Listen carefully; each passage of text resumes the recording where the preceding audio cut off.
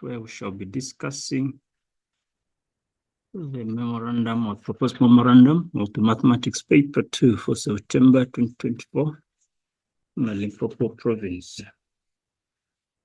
All right, so just as paper 2 will be out of 150, 3 hours. First question is telling us that statistician at a large corporation with branches around the world has been assigned to analyze the annual salaries in dollars of 100 global customer service managers across all branches during the 2023. And the following data was recorded. Okay. So what we can see is we have salaries between 0 to 10,000, and then 10,000 to 20 up until 100,000. Then the first question is asking us to complete the cumulative frequency table. So I'll just complete the I'll just create a cumulative frequency somewhere here. So we know that cumulative frequency is all about adding. Okay, we just add the frequencies and then get our cumulative values. So the first frequency will always be the first cumulative, so that is a 3. For us to get the next cumulative, we get a 3 plus 5, that will be 8. 8 plus 12, that gives us a 20. 20 plus 19, we get a 39 plus 20, that becomes a 59. And then plus 14, that gives us a 73. And then plus 12, that will give us 85. Plus 7, that's a 92. Plus 5, that is a 97. Then plus 3, it's 100.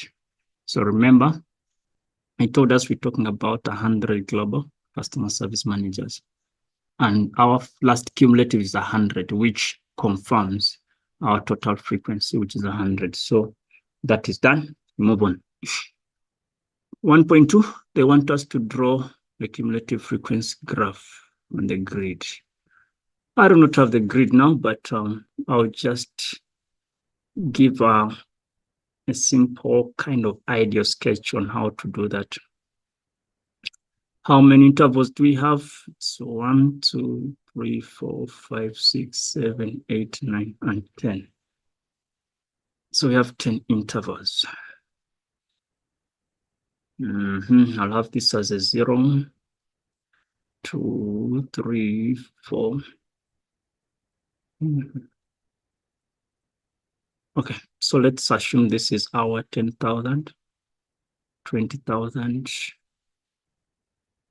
This is a 30, 40, 50, 60, 70, 80, 90.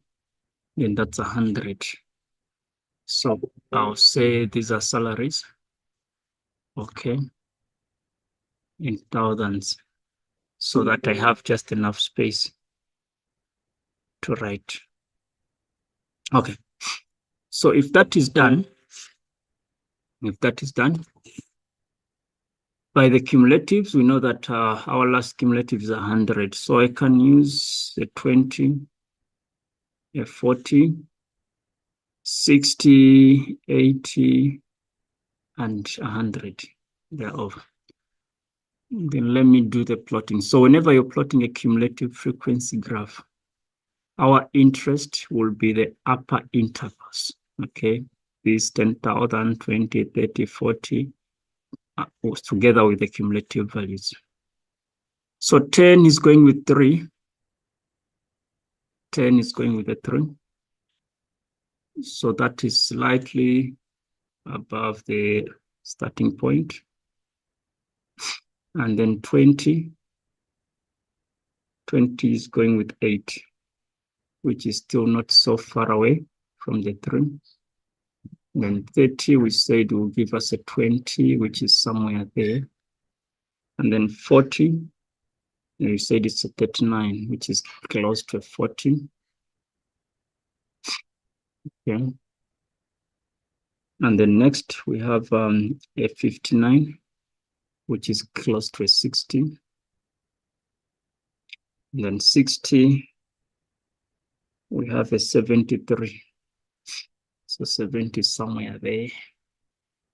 And then 70, we have 85. Let me just go up a bit. We have 85. What's happening? What's happening here? So 85 is somewhere there. And then 80 will give me a 92. Just somewhere there. Then we said we have a 97. And then probably 100. So this is more or less the shape of the graph that we're looking for. It should be in the S form. Okay, and then this must be connected to the origin. So that's more or less the cumulative graph they want. Then use the graph to determine the interquartile range. So we know that interquartile range is given as a Q3 minus a Q1. Okay, so we need to determine the Q3s and the Q1s from the graph. So we know that Q3 is 3/4 of the n plus 1, or just n. So 3/4 of 100, that would be 75. So I'll go for 75. We know that 70 is somewhere there, which means 75 is somewhere in between. So if I get this line of 75 up until it meets the graph, and then take this value, sorry, my lines are not that straight, and then I take the reading down there, I can have an estimate. So that's going to be my Q3. Then for the Q1, it's going to be the same thing, 1/4 of n plus 1, or 1/4 of n, which is 1/4 of 100, which gives me a 25. Okay, so if that is our 30 there, it means 25 is in between. 25 is in between. If you use a straight ruler and a pencil, you will get approximately the correct value. So we can see this is our Q1. So if I am to make my estimate, this can be maybe 60, can be 64,000 minus, this is gonna be a 30, let's call it a 33 or 34,000. You subtract that, so which means our difference becomes a 30,000. And so it should be round about the same kind of thing. Remember, I'm not so accurate because I don't have a graph page with me, but that should be the rough estimate. Then 1.4, the CEO, the company wants to motivate managers whose salaries are less than 40,000 and promise them a raise of 15% in their annual salary. Managers who earn more than 40 will get a raise of 80%.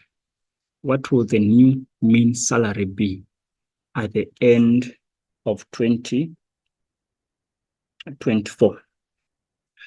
So what we're going to do, for those that are earning below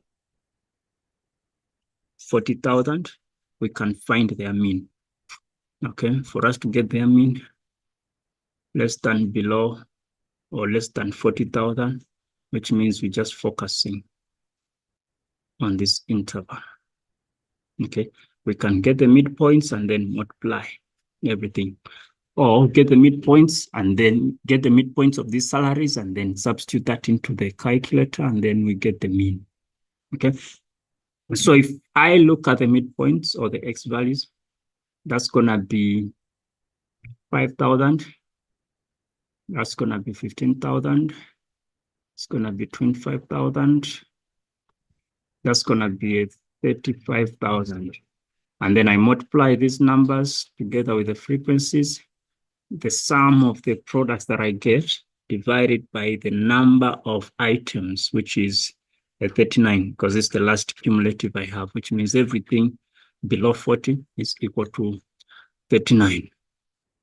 So if I do that, if I get that, so let me jot it this side. So I'm saying the average of salaries that are below 40,000. That's more like the estimated mean. It's gonna be that much divided by our 39. which is close to $27,051.28. Okay. Then we need to put a 15%.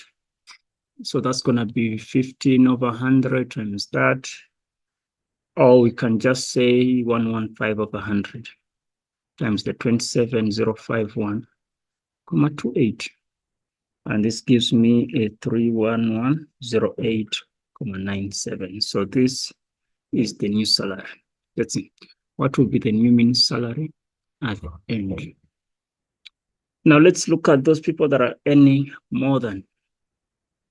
So the scenario is going to be more or less the same, okay? Just to repeat the process for those people that are earning above 40,000. And we do the same thing. So which means our focus is at the bottom here from 20 and so on and so forth. Then if we get 100 minus 39, we get a 61. So which means our frequency, total frequency will be a 61 for that case. So if I do that and punch that into my calculator, okay, it's saying the average of salaries above 40,000. The total is 368,500 over, we said 61, which means this is going to be 6409.84. But these people are going to get 8% increment. So it's going to be 108 over 100 times 60409.84. This gives us 65242.62. All right, so this will be for those people that are earning above. Then if we can just do the addition of both, then we shall be in position to get what the question is asking for. I don't know why this question is just 4 marks, because it looks like there's a lot of work to be done. Okay, so we shall get our 31108.97 multiplied by 39 people plus the 65242.62 multiplied by 61 people. All of this is going to be divided by 100. So our new average is going to be $50,348. So that is what we have to do by that question number 1. Let's look at question number 2. So that is the univariate data. Then number 2, which is the bivariate type of data. 10 girls do compete to see who can throw a ball the furthest. They want to see whether there's a relationship between the height and then the distance they can throw. So the following table was used. X is for the girls in nearest centimeter, and then the distance is ym. So height of the girls is x, and then y is that. Determine the equation of the least regression. Okay. So what we do here, remember, our equation is always given as a plus b times x, whereby our a is the y-intercept and b is the gradient. So punch this into your calculator using the correct steps. So the equation is going to be negative 26,22 plus 0,54x. That becomes the equation of interest. Then estimate the distance to the nearest meter which the ball can be thrown if the girl is 150 centimeters. So whenever they asking for estimates, do the substitution. Remember, the throw is x. Is that true? Estimate the distance that can be thrown. No, the height is the x, and then the distance to be thrown is the y. So they want us to estimate the distance. So they want us to get y if x is 150. So it's negative 26,22 plus 0,54 multiplied by 150. multiplied by 150. So if that is done, we shall get something like 54.78. Then describe the trend of the data. So when you look at the gradient is kind of positive. Okay. And the fact that the gradient is positive, we can see that when the height increases, even the distance of throw kind of increases. Because at 41, we have 122. At 122, we have 41. Then at 156, we have a 54. Then if the height increases to 160, even the distance of throw increases. So when you're describing the trend, just tell us that as the height of the girls increases, or increase in the height of the girls will lead to an increase in the distance of throw. As the height increases, even the distance thrown, the distance of throw increases. Then do you think this trend can continue indefinitely? Give a valid reason for your answer. You see, humans usually have a limit, especially when it comes to the height. It's not that people are just going to get taller and taller and taller beyond a certain point, regardless of the different heights. But there's always a limit where the height can go. So here we're going to say it's going to be a no, because the length cannot get longer indefinitely.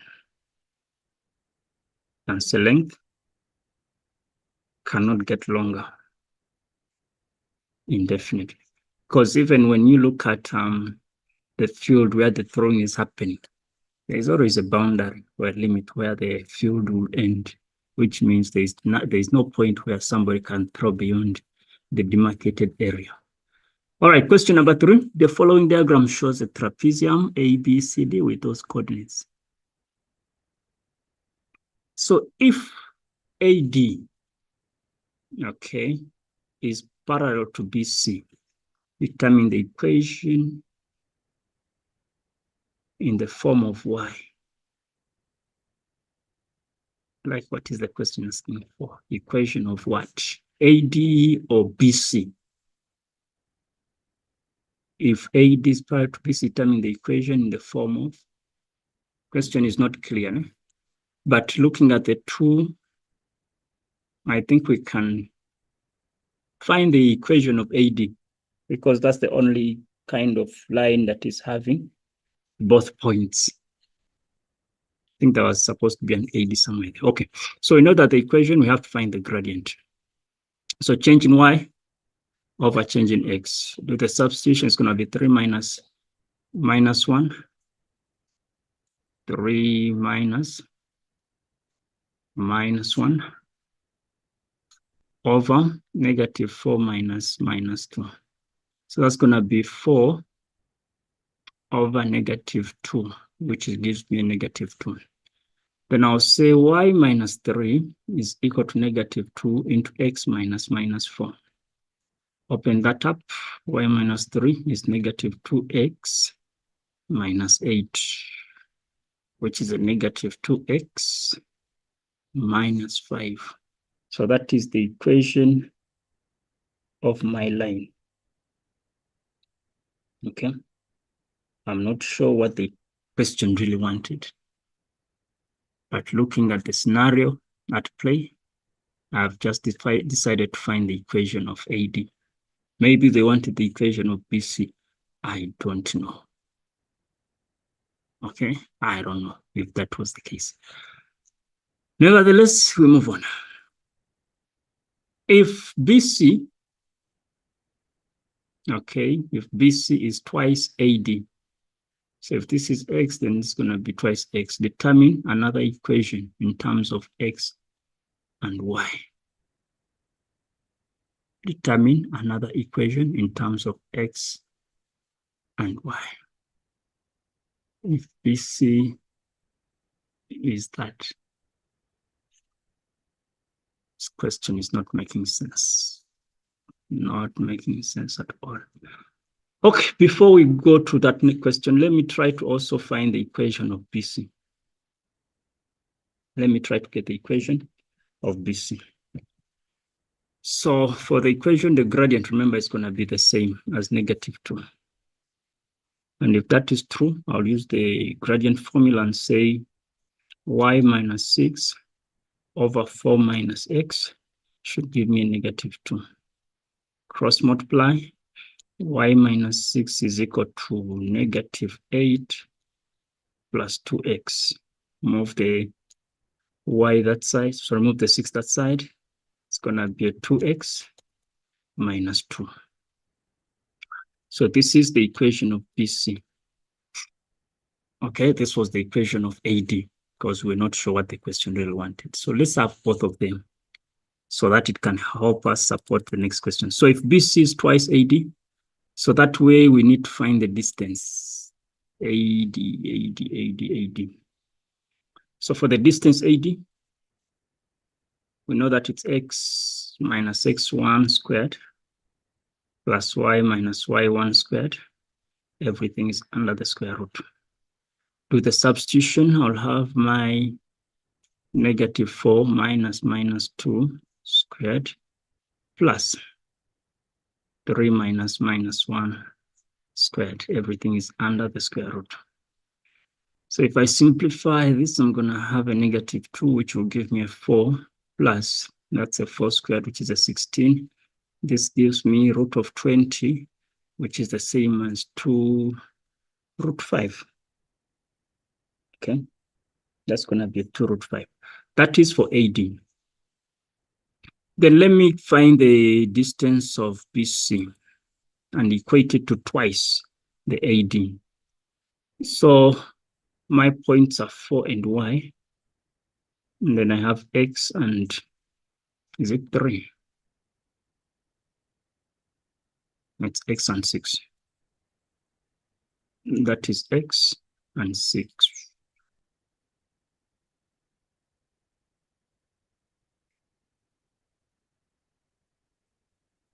Okay, let's get the distance there. So it's going to be x minus 4 squared is equal to 6 minus y squared, no, plus under the square root must give us 2 times 2 root 5.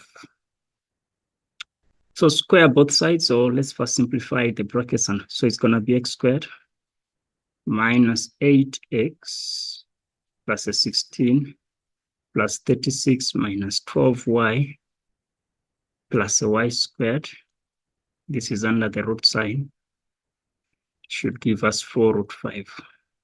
Then when you square both sides, you have x squared plus y squared minus 8x minus 12y plus a 42.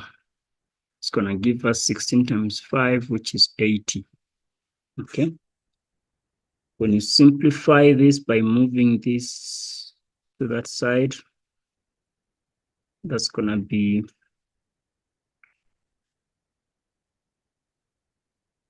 what's that going to be? Wait a minute. Is that a 42 or a 52? It's a 52.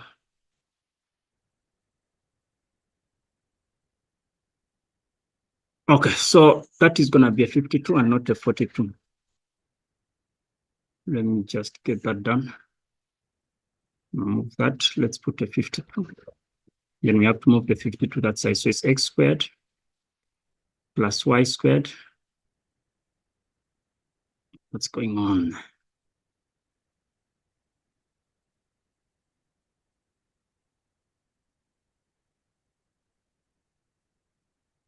It's fine. Doesn't want me to write that. So I'll try to put it here. X squared plus y squared minus 8x minus 12y plus 52. Take it that side is equal to 28.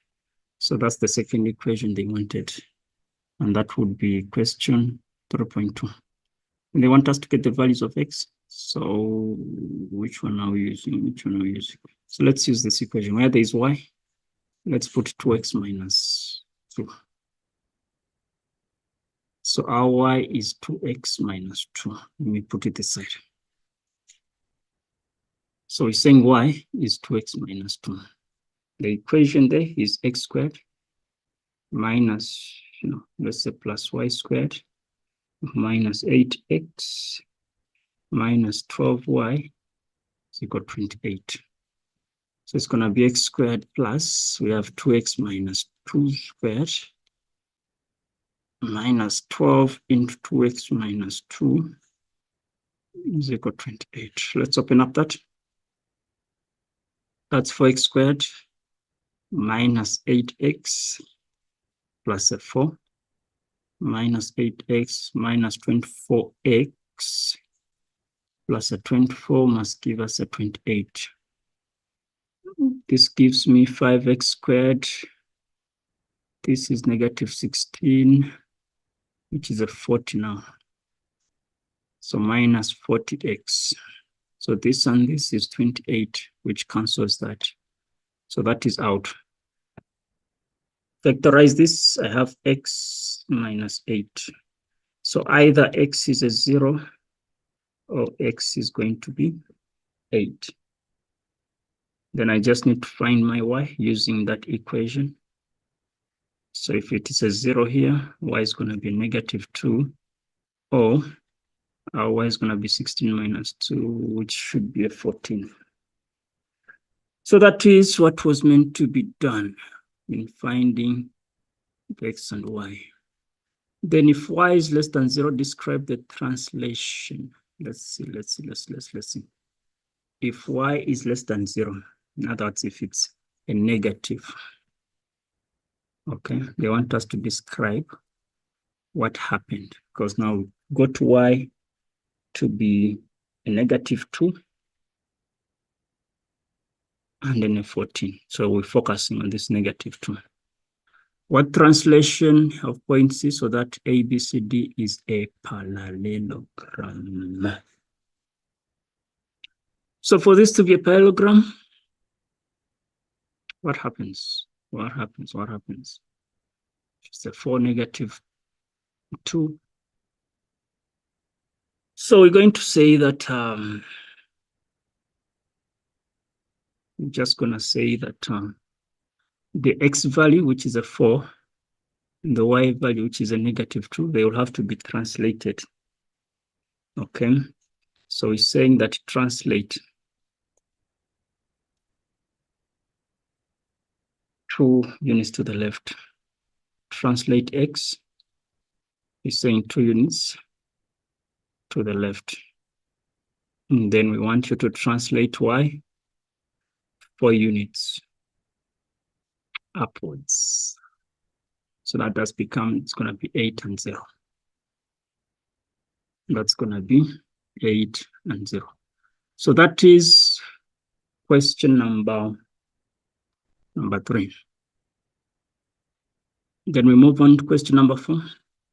In the figure, A is that, B is that, C is that, and D is that. What says of a square, or is the origin? They want us to get the coordinates of B. So we know that with a square, whenever we have to find missing coordinates, a square, parallelogram, rectangle, rhombus, same story. Diagonals do bisect. Okay, which means if we find the midpoint, if we are to find the midpoint of AC, this midpoint must be the same as the BD one. So for AC, I'll have 6 plus 4 is 10 divided by 2. I'll have 5, 10, and that. I'll also have 5. So this 5 and 5 will still be the same midpoint of 0 and x. So 0 plus x divided by 2 must give me a 5, which means x is 10. Then y plus 6 divided by 2 must give me a 5, which means y is going to be a 4. So the coordinates there are going to be 10 and 4. All right, so that is that. Then determine the length of dB. So after getting this as our 10 and 4, we need to find the length. So use the distance formula. That's going to be 10 minus 0, which is a 10 squared, plus 4 minus 6, the 2 squared, plus a negative 2 squared under the square root. So that's 104 under the square root, which gives us 2 root 26. Then the equation of the circle that is passing through B, C, and D. B, C, and D. So if we have a circle there, and this is a 90, which means this is our diameter. So the coordinates here, we said it's 5 and 5. Yet we know that the general equation of a circle is given as x minus a squared plus y minus b squared must give us r squared. Okay, so the distance that we got is 2 root 26. Find half of this, which means our r is going to be just the square root of 26. So that's going to be x minus 5 squared plus y minus 5 squared is equal to the root of 26 squared. We can open this up, but they say they want it in this form, so it's not a big deal. So it's going to be x minus 5 squared plus y minus 5 squared is equal to just 26. There we go. So probably whatever mark they are giving for the 6 should be how to get the midpoint there of the 5 and 5, which we already did in the first step. Okay. Then the next question, they want us to determine the equation of the tangent to the circle at a point D in the form of y is equal to all of that.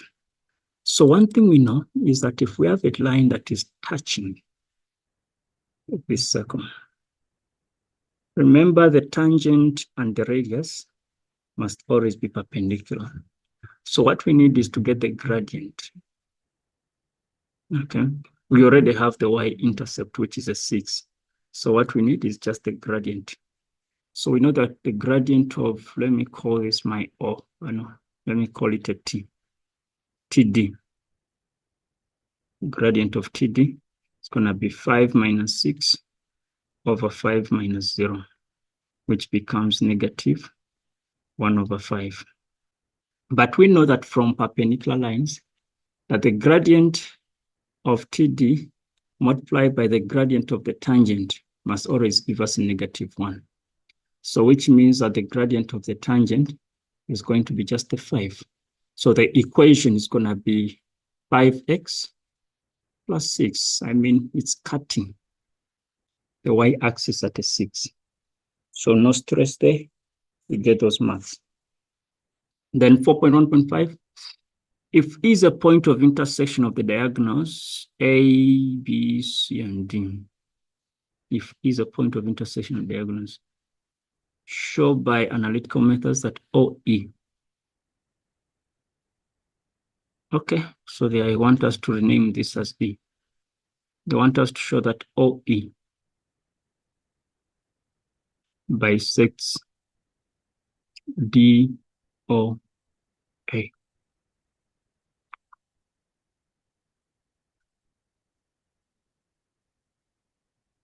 All right, how many marks is that? That is 3 marks. That is going to be 3 marks.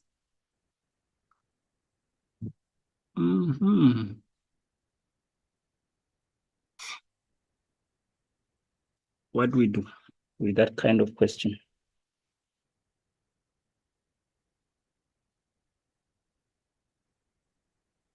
Okay, so one thing we know is that the diagonals of a square do bisect at 90 degrees.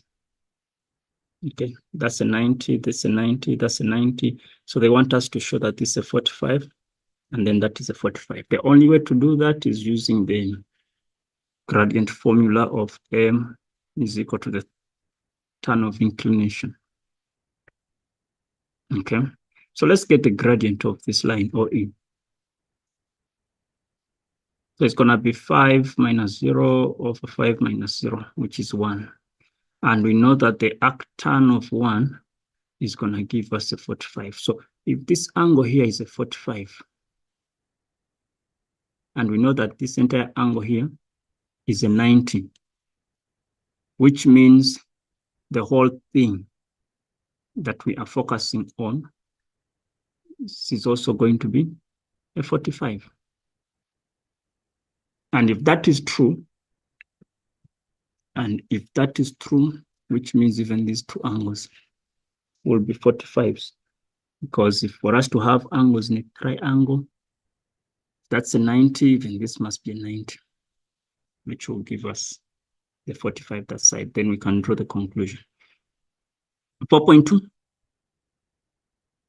are telling us x minus 1, y plus 1, and that is another equation of a circle.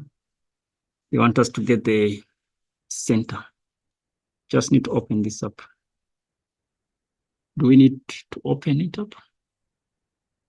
Because the question just looks straightforward. But let's see. X squared minus 2x plus 1, y squared plus 2y plus 1. It's going to give us 2x minus 2y.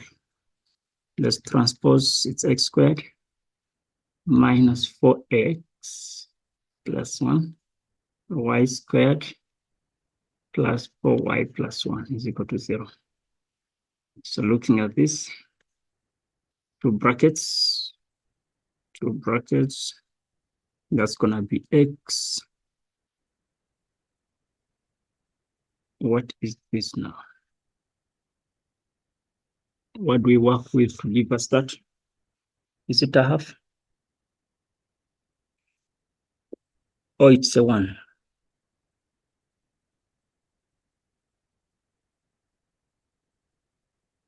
Because we know that this one and this one will give us a 2. Okay, what's a half of 4? It's a minus 2. Let's square that.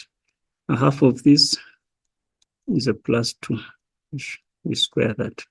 So that is going to give us a negative 2 plus the 2 squared plus the 2 squared. So that's a 4 and a 4.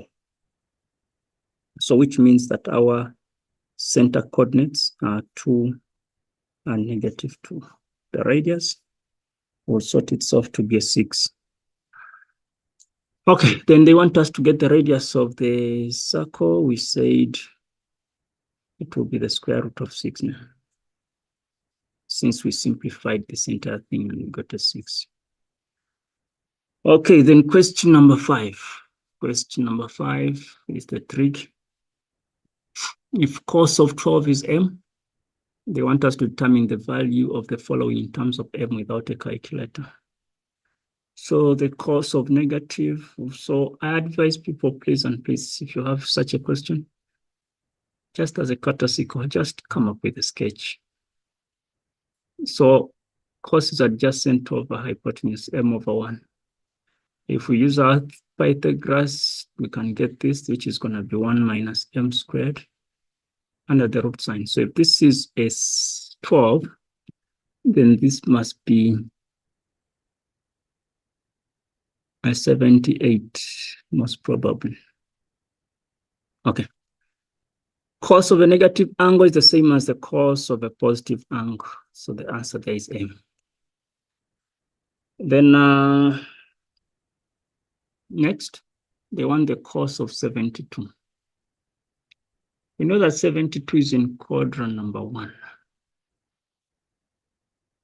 And in quadrant number 1, what can we do to break down this?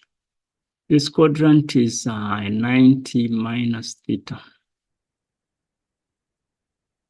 Okay. It's 90 minus theta. What do you think we do? Alternatively, what we can do, we can combine this with another special angle, which will be 60 plus 12, gives us 72. So if that is a cos of 60 plus 12, then we can apply our compound formulas. So cos of 60, cos of 12 minus the sine of 60 and then the sine of 12. Cos of 60 is a half. We told us cos of 12 is m minus, that's the root 3 over 2. The sine of 12 is opposite of hypotenuse. So that's going to be the square root of 1 minus m squared. You can leave your answer like that. If you so wish to simplify, denominators are the same. So it's going to be m minus root 3 into 1 minus m squared. Everything is over 2, either way. And then the cos of 6. What is this now?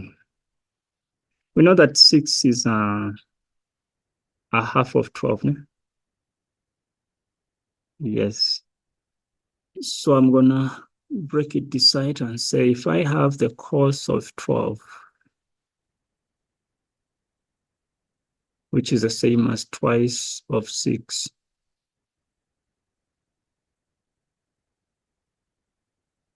does that make sense? Yes. We know that the double angle of cos can be broken down into cos squared minus sine squared. Or you can say 1 minus twice sine squared. Or it can be twice cos squared minus 1, whichever one you choose. Let me take the cos squared since the question is asking for cos. So it's saying it's going to be twice cos squared of the 6 minus 1. Okay, we need the cos. I have to move the one that side. So it's going to be cos of 12 plus 1. Cos of 12 plus 1. Let me divide it by 2. This gives me the cos squared of 6. And then I need to find the square root on either sides, which means that the cos of 6 is equal to the cos of 12, which they told us is just m, plus 1 over 2 under the root sign. So that's what I would get or end up with. Then show that this is equal to that. These are reductions. Let's see if we can break this down. So we have a sine of 234.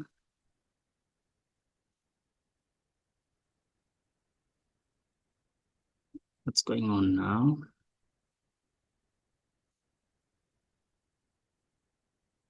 Okay. You don't want to write?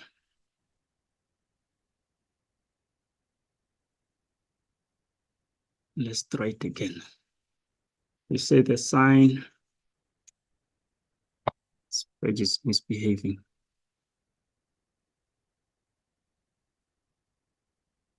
Sine of 234 divided by the cos of 36 minus the sine of x minus 90.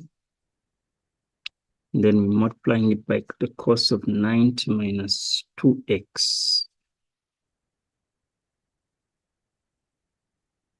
Everything is over the sine of x here. This must give us the cos of x. It's 2x. Okay, the cos of 2x. And that is the question. All right, so let's see where we start from. So we're going to say the left-hand side because there's a lot of terms to deal with. So in which quadrant is 2, 3, 4? I think that's quadrant number 3, which will be like 180. Let me just subtract 234 minus 180. So that's a 4. So 13, I'm having a 54. Okay. And we know that the sign is negative in quadrant 3. So that's going to be negative sine of 54 over the cos of 36 minus. The orientation here is wrong, so I'll take out the negative. So I'll have the sine of negative 90 minus x. The cos here, the cos of 90 minus will give us a positive sign over the sine x. When you look at 54 and 36, these are complementary angles, they are correlations. So we know if we get to 90 minus a 36, this will give us a cos. Okay, so it's going to be negative cos of 50, no, cos of 36 over the cos of 36. This negative can be translated to this side so that we have a positive. The sign of 90 minus will give us the cos of x. We can break this one down into a 2 sine x cos x, the double angle of sine. Okay. Everything is being divided by the sine of x. So this cancels that. We're going to have a negative 1 plus we have 2 cos squared x. When we rewrite this, it's 2 cos squared x minus 1, which is the same as cos 2x, which is equal to the right-hand side. All right, so that is question 5.2. Then 5.3, they're telling us that if sine squared b minus cos squared b is a 1, and our b is between 0 and 90, which is the first quadrant, they want us to find the cos of 2b. So we know that cos 2b can be broken down into cos squared b minus the sine squared of b. This one is otherwise. Okay, so if you divide through by the negative or factorize the negative so that it's a cos squared b minus the sine squared b, this gives us a negative 1. So the answer here, I'll say, is a negative 1. Okay, then they want us to find the size of b for 2 marks. So remember we said this is that. So if cos of 2b is negative 1, I'll say cos of 2b is negative 1. I'll find 2b with the arc cos of negative 1. Okay, so how many marks is it? It's 2 marks. But we can have more than one angle that is having a negative 1. Can have more than one angle. Okay, so we can have a 180. So it's more like a general solution. That's going to be 180 plus k times 180 degrees. No, it's a 360. K is an element of integers. When you divide through, that's going to be 90 plus k times 180 degrees. And then the other quadrant would be just more or less the same. So which means B is most likely to be 90. Then 5.3.3, hence they want us to get the size of C when sine B minus C minus this gives us a 0 for the interval between negative 180 and the positive 9. So that's quadrant 3, 4, and 1 for 6 marks. For 6 marks, we are in trouble. So let's see what we can do. Let's see what we can do. So we said B is a 90. So that would just translate to the sine of 90 minus C minus the cos of 90 minus C gives us a 0. Simplify that. Sine of 90 minus, that's going to give us the cos of C. That's going to be a plus sign. So it's minus sine of C is equal to 0. Move whichever side. So cos of C is equal to the sine of C. Divide both sides by the cos, so that we have sine of C over cos of C is a 1. This simplified will give us the tan of C, which is a 1. Okay. Then when you try to find the arctan of 1, that gives us a 45.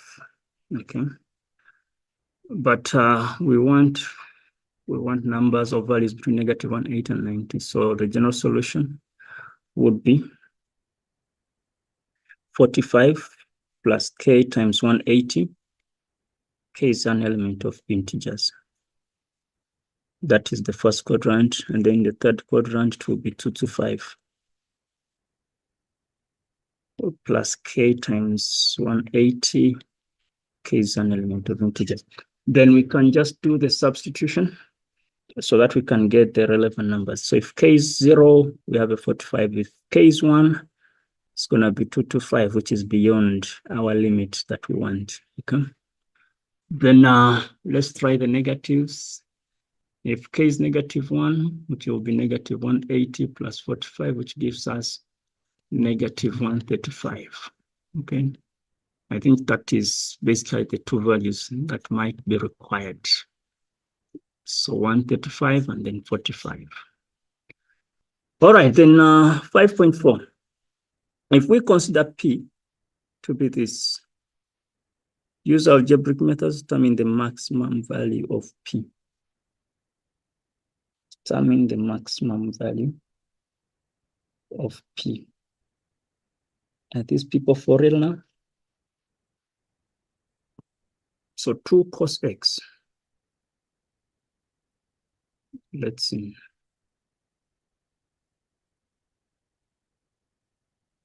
Let's see how we're gonna attempt this. So it's 2. There we go. H.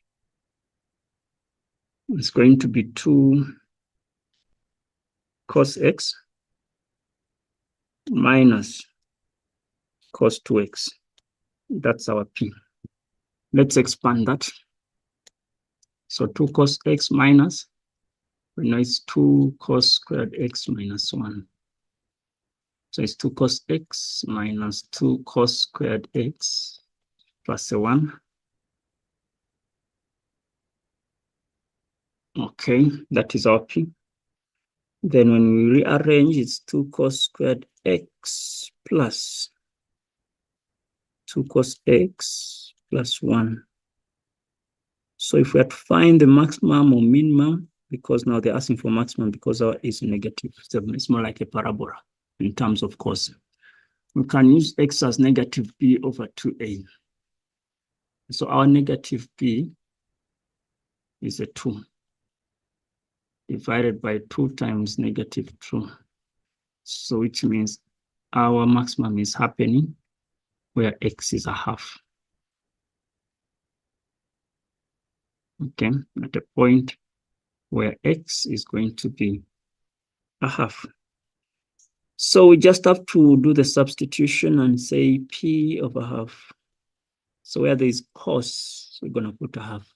So -2 into a half squared plus 2 into a half plus 1. That's going to be a quarter, which is negative a half plus 1 plus 1. And you subtract that, you're going to get a half plus 1, which is going to be 3 over 2. So this is the y value, and then that is the x value. So since they want the maximum, then 3 over 2 will be the maximum point or the maximum value. Okay, so that is question number 5. Number 6, you're given f of x as 2 cos x plus a, g of x is b plus sine 2x. Determine the values of a and b. So we know that a is just the phase angle, a shift of the graph of f. We know that this graph by nature is supposed to have the maximum by the y-axis, but that's not the case. It's like the maximum is at 30, where x is at 30. So I'm going to say that my a is going to be 30 degrees. There was a shift of 30 degrees to the left, which is translating into a positive 30. Is it a positive or negative? It's a positive. Then they want us to get b. B is a shift vertically, up or down within G. So this G is a sine graph. The sine graph if this is a 2, this is a 0. There has to be a balance between the top and the bottom across the x-axis. So that balance would have been created at 1 and -1. So which means the graph has shifted 1 unit up. So which means my B has to be 1. Then determine the values of f of x if x is a 0. So replace x with a 0 since we already have our A. So it's going to be 2 cos of x is a 0, which is now a 30. 2 cos of 30. Just punch that into the calculator. Never see, or without using a calculator. Oh, so we have to use our special angles. So that is 2. The cos of 30 is going to be √3. That's adjacent of hypotenuse, which is a 2. It's a √3, not a √2. Okay, so which means our answer is just √3. All right, then 6.3. They want us to get the values of x using the graph if g of x is a 2. So if g of x is a 2, what are the values of x? So we can see that the maximum is at this point. I don't know if that is a 60. Okay, so x is a 60. And then here also, we can see, I don't know what number is 3. I don't know what number is 3. I don't know if even that is a 60 or what. But based on the graph, let me raise this nicely. They want g of x being equal to 2. So from 2. It's not a 60, it's somewhere in between. The same applies here. It's somewhere in between. So halfway there is 15 plus 30 is 45. Okay, let's take x to be a 45. And then 120 plus that, let's say 15. Okay, -135. Then where do we find f to be on top of g, f to be above g, between -180 and 0? So that is going to be this point of intersection, which is at a, I don't know, looks like it's a 90. And then between the 0 point, the graph of f is still above. So we're going to say -90 is less or equal to x, less or equal to 0. Then 6.4, they want us to get the y-axis, or the y-axis is shifted to the left to pass through the maximum turning point of f. Determine the new equation of f. So the y-axis is shifted to the left, which means the graph is moving to the right,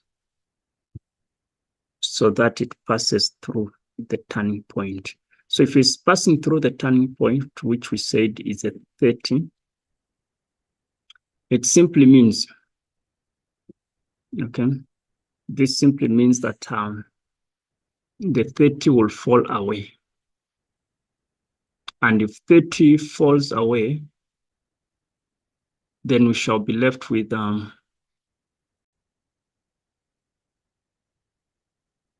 okay, so if the graph is shifting to the right, remember initially our f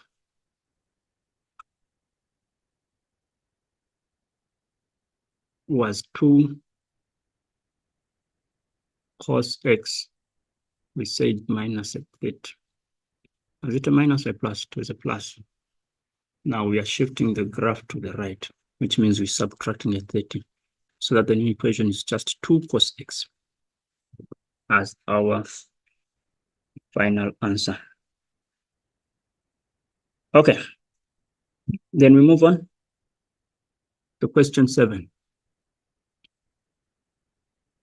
Question 7 is telling us that BA and BC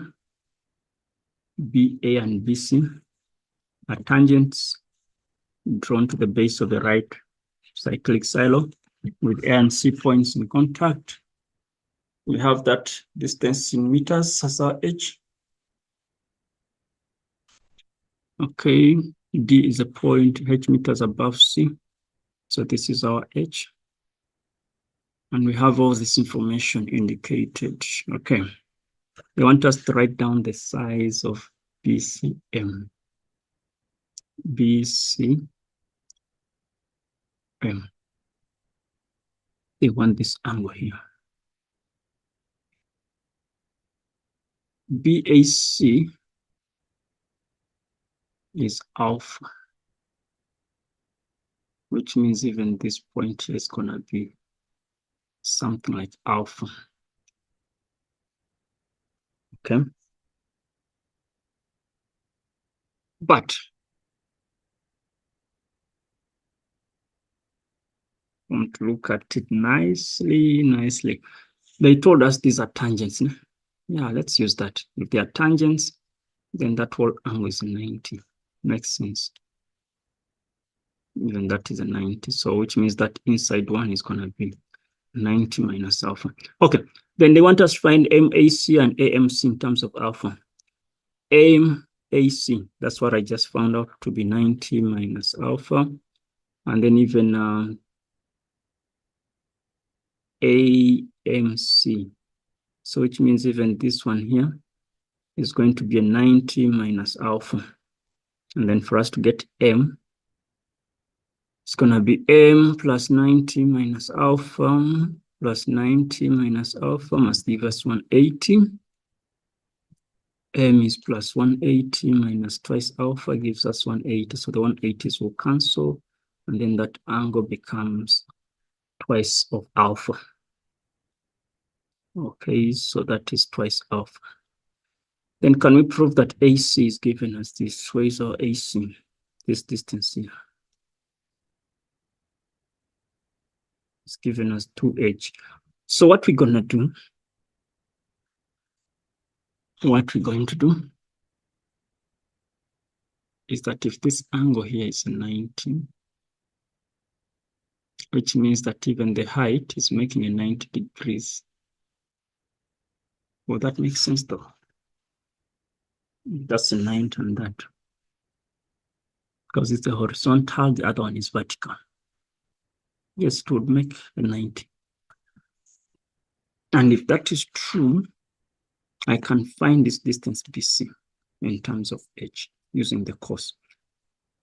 So I'll say that the cos of theta is equal to BC over the h, which means that our BC is h cos theta. What do they want? They want AC. So if this is h cos of theta, even this is h cos of theta, we can use cosine rule? No. Let's use the sine rule. If the sine rule makes sense.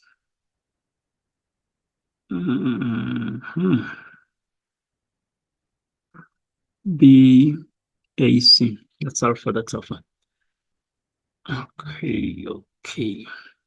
So which means this entire angle, ABC, is going to be 180 minus twice alpha. Then I can apply the sine rule and say AC over the sine of 180 minus twice alpha should give me my BC, which is the h cos of theta divided by the sine of alpha. Make AC the subject. It's going to be h cos of theta. When I use my reductions, this is second quadrant, which is sine 2 alpha. I'm dividing it by the sine of alpha. And then I'll break this down. But it's not making sense.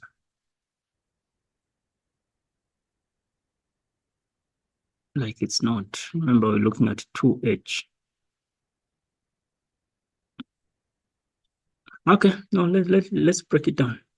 So that's 2 sine alpha cos alpha h cos of theta divided by the sine of alpha. So this cancels that. I have 2h cos theta cos alpha. I have the cos alpha, but where is the tan coming from?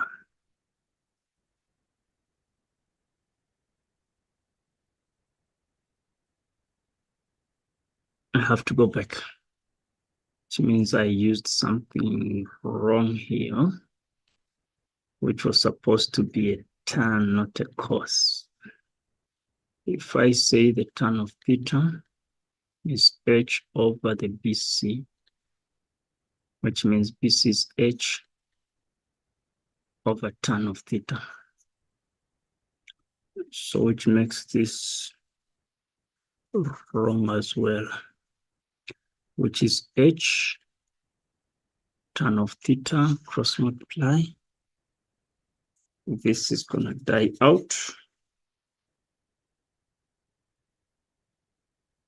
You just do the whole process here. Whole process, that's gonna be h sine 2 alpha over tan theta sine alpha, which is twice h sine alpha cos alpha divided by the sine alpha and the tan of theta. This cancels that. Yeah, comes out. Okay. Then can we use triangle AMC to prove that R is given as that? So we can say, we can look at our triangle AMC. If we get the distance AM divided by the sine of C, this must give us AC divided by the sine of M. Do the substitution. So R over sine of 90 minus R should give us our AC that we just worked out, which is 2h cos alpha, everything is tan theta, divided by the sine of M, which is sine 2 alpha. Okay, they want R. So R is going to be twice h cos alpha divided by the tan of theta multiplied by the cos. Okay, it's the cos of alpha. We are dividing this by the sine twice alpha, which is the sine alpha cos alpha. So this cos cancels that cos. And then I'm only left with 2h cos alpha over the tan of theta times the sine of alpha. So we know that cos over sine is cot, which will also translate to the tan being down, just the way they want it. Why am I having a 2?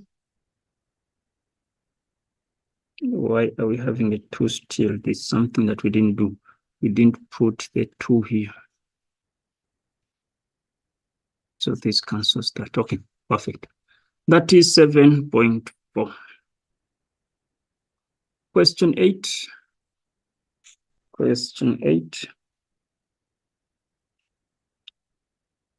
So in the diagram below, we have a cyclic chord, chords AC and BD intersect at F, AD produced, meets BC at G. Okay, they give us all of that. Then they want us to give reasons as we find the sizes of A1. So we know that A1 is going to be a 36, okay, because of the bow tie. So angles in the same segment. Okay.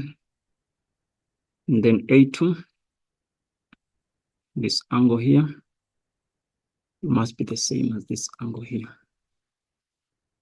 Okay, but they told us that this is the same as that. Let's use this 47, since this is a tangent. So A2 is going to be a 47, because that is a tan chord.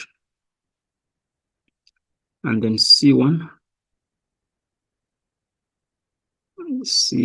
this one, is an exterior angle, which will be a 36 plus a 47, which gives us 83, which is the exterior angle of a cyclic chord. Okay, if that is true, they want us to get C4, this angle here. This angle, how is it related to any of the above?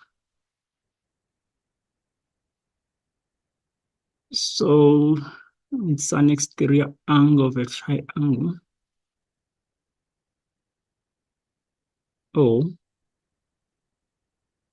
if this is a theta, I can find this one first. Remember, we said this is going to be a 47. If that's a 47, then I need to find what is short. So C1 and C2, this and this,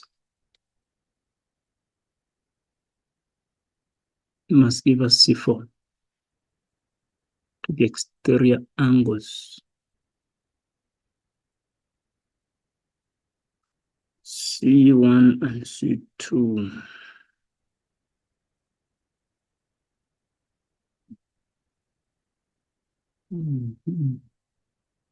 Is that going to make sense?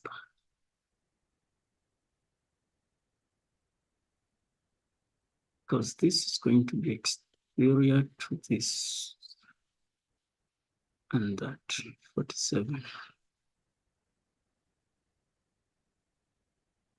So if this is a 4-7, do we have any parallel lines? No.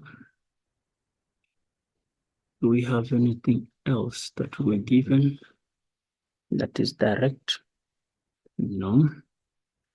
If we are to use the vertically opposite, that would make sense, but we shall need to get this angle here. So what is our C2?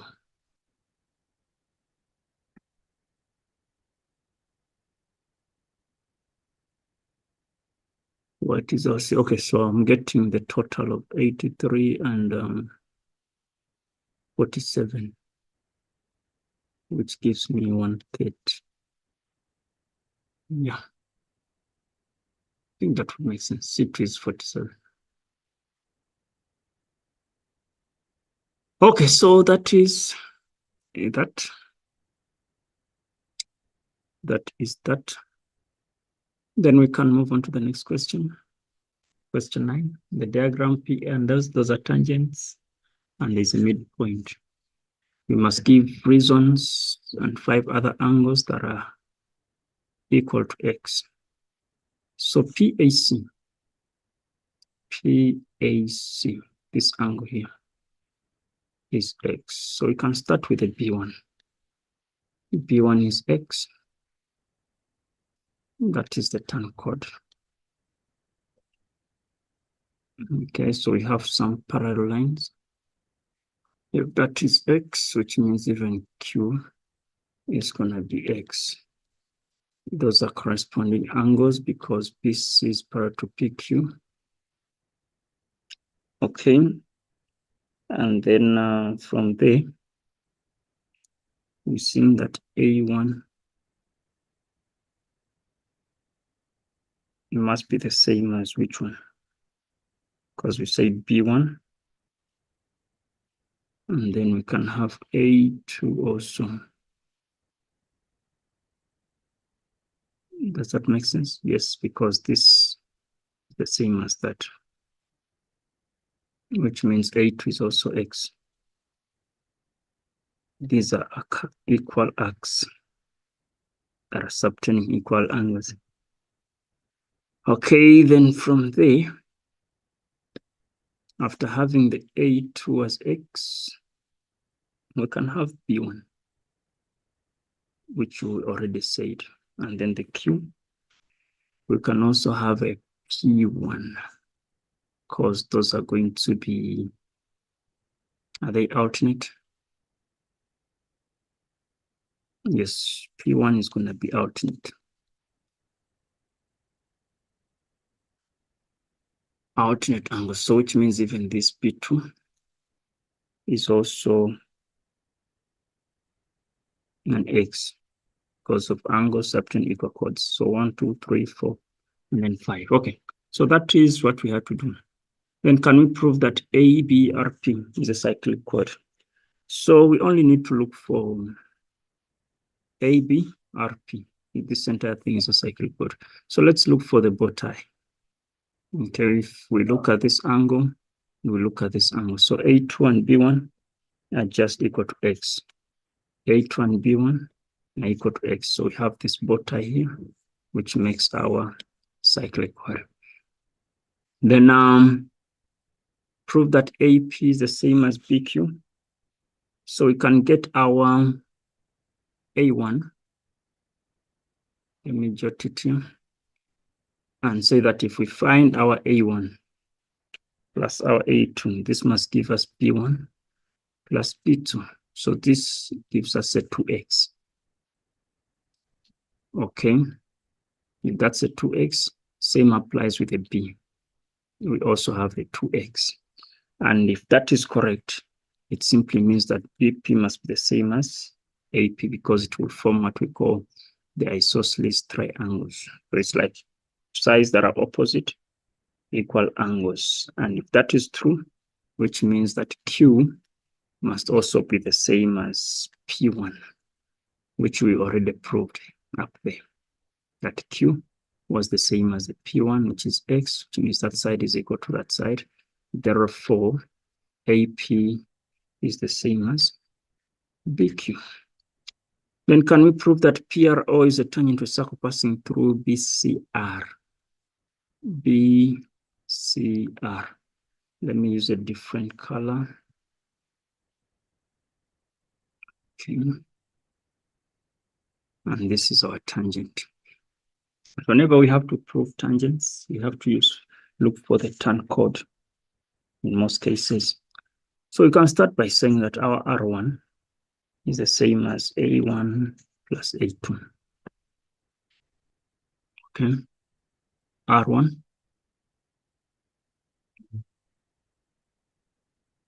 is going to be, we said A1, A2. And what is the reason that we're giving? Those are going to be exterior angles of a cyclic chord. All right, if that is true, then we can go ahead and say that our C2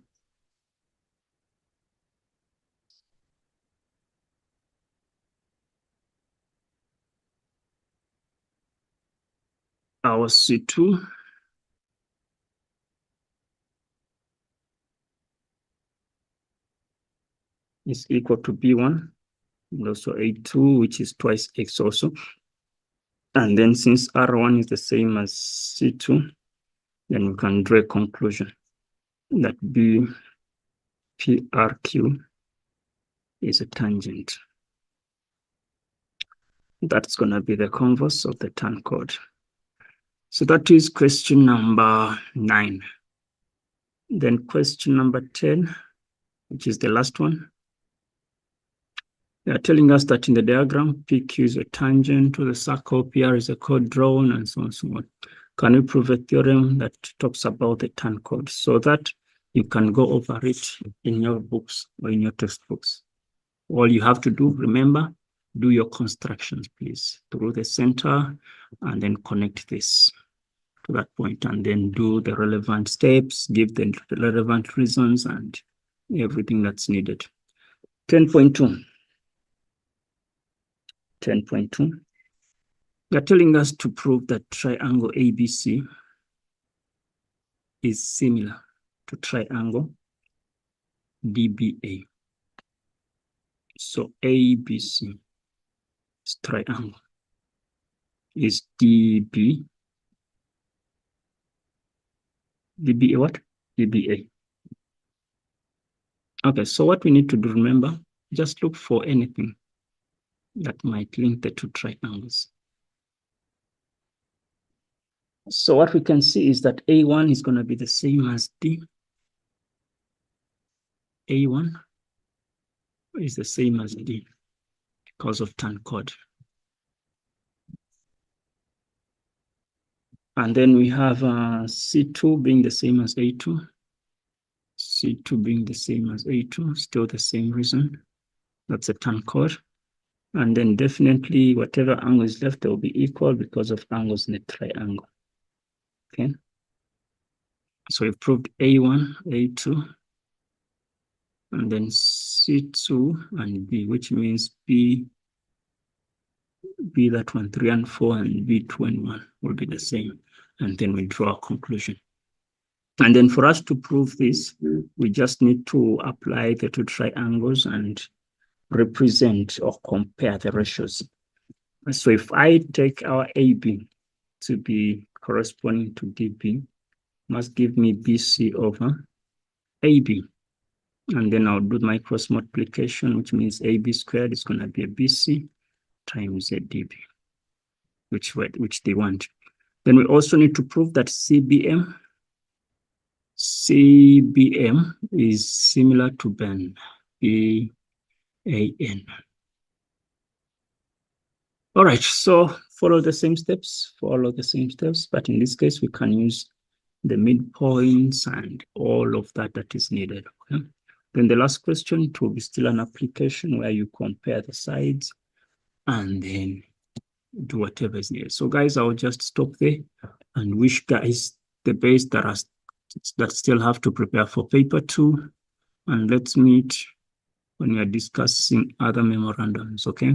All the best, guys. I sign out.